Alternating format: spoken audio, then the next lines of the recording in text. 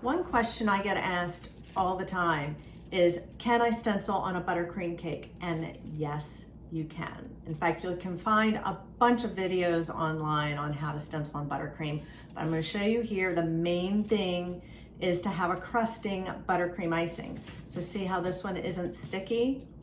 Then I know I can go ahead and put a stencil on it, and it's not going to pull my base icing off. So what I've done today is mixed up some white buttercream, and I'm going to get my little spatula. I'm going to put my stencil down on top, and it is a little rounded. I'm not very good at evening these things off. I'm not a baker. I'm not as good as you guys out there. But I have my white buttercream, and we're just going to, I always say this, gently, smoothly spread it across the stencil. What you don't want to do is lift this up like that, because what's going to happen is the whole stencil is going to come with it. So see how I'm just pulling across the openings and spreading it out nice and evenly.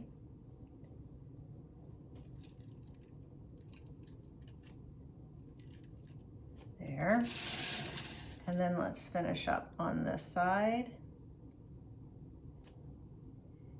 You know what's fun with this too is before you take the stencil off, you could also get some fine sanding sugars and some sparkly colors will be pretty, and sprinkle over top of this, and that'll stick to your buttercream and add another dimension to it. All right, so we're just evening this off.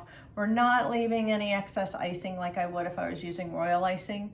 With royal icing, you can leave extra on the stencil, and when you lift it up, it flows down the sides and gives you nice rounded edges when you're doing something flat like this.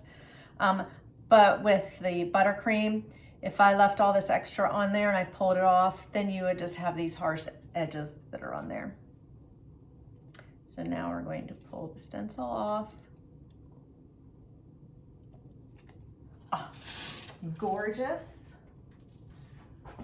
Isn't that great? I think this is just so fun and easy to do.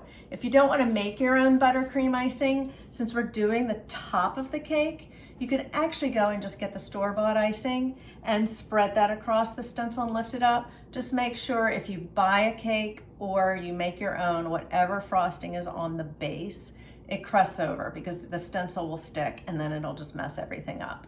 But feel free to use the softer kind for spreading across the stencil. Just make sure you don't touch it because you're gonna mess it up. This one is crusted over. In fact, it's already started to.